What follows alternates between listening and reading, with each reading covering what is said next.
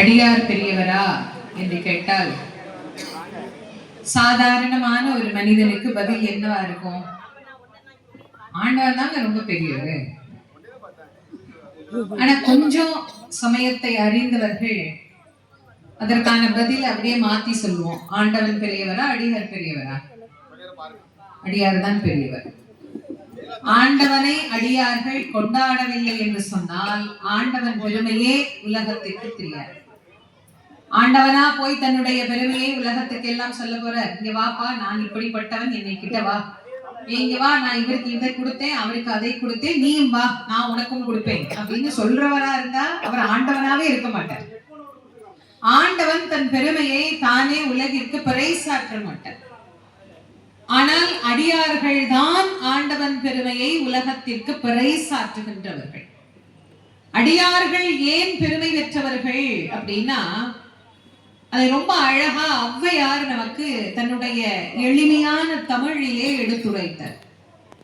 இந்த உலகத்திலே யார் ரொம்ப ரொம்ப பெரியவர் அப்படின்னு கேட்டபோது, தொண்டர்தம் பெருமை சொல்லவும் பெரிதோ அப்படின்னு நமக்கு பதில் சொன்னவள் தமிழ் கிழவி ஔவை மூதாட்டி. தொண்டர்களினுடைய பெருமைதான் உலகத்திலேயே உயரிய பெருமை அப்படின்னு பாட்டியே சொன்னதுக்கு அப்புறம் வேற யார்கிட்டயாவது போய் கேட்கணுமா என்ன? இந்த காலத்துல எல்லாம் பாட்டி பேச்ச கேட்டு வளர்ந்தோம், ஆட்சி பேச்ச கேட்டு வளர்ந்தோம். இப்ப இருக்கிற பிள்ளைங்க எல்லாம் வளர்றாங்கன்னு நினைக்கிறேன். வளர்ந்தா சந்தோஷம், வளரணும். தமிழ் பாட்டி சொன்னதையும் கேட்டோம், வீட்டுல இருக்கிற பாட்டி சொன்னதையும் கேட்டோம். இப்ப தமிழ் பாட்டி சொல்றதையும் கேட்கறது இல்ல, வீட்டுல இருக்கிற பாட்டி சொல்றதையும் நாங்க கேட்கறது இல்ல. எங்க பாட்டுக்கு நாங்க வாழ்வோம் அப்படின்னு ஒரு உலகம், அது அவங்களுக்கு ஒரு உலகம் அப்படி வாழ்ந்துட்டு இருக்கிறாங்க. ஆனா கொஞ்சம் நாளாகத்தான் தெரியும் ஏன் பெரியவங்க இதை சொன்னாங்க அப்படின்னு. பெரியவங்க ஒரு வார்த்தை சொல்லுவாங்க, மூத்தோர் சொல் முது நெல்லிக்கனியை போன்றது. நெல்லிக்கனி சாப்பிடும் போது துவர்ப்பா இருக்கும், அதனுடைய அருமையும் அதனுடைய பெருமையும் யாருக்குமே தெரியாது.